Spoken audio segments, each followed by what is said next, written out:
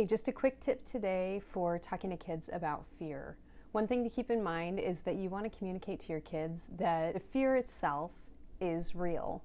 What is not real is oftentimes what they're afraid of.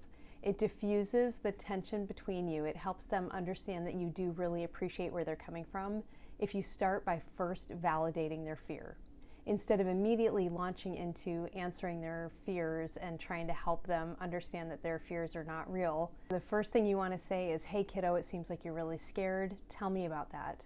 And when your child shares about the fear and what they're scared of, start by acknowledging, man, that sounds really, really scary.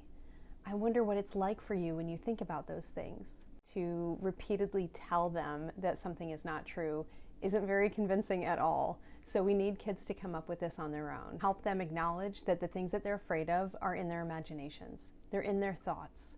A lot of times kids end up being scared of fictional characters, and we can help them discover that the fictional characters do not exist anywhere in real life.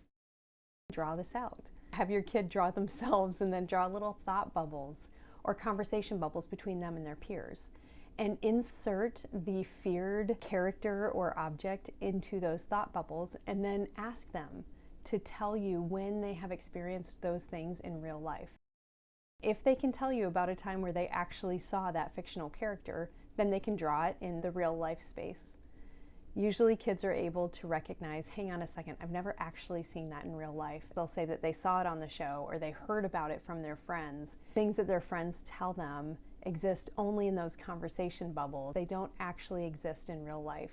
And that can help them to distinguish real from imaginary. Talk through how sometimes people are afraid of things that are real. They happen in real life. And other times our fears live in our thoughts. And that's when we can remind them that fictional characters are just figments of our imagination or stories. If you could use some additional resources or want to talk about how to do this well, reach out anytime.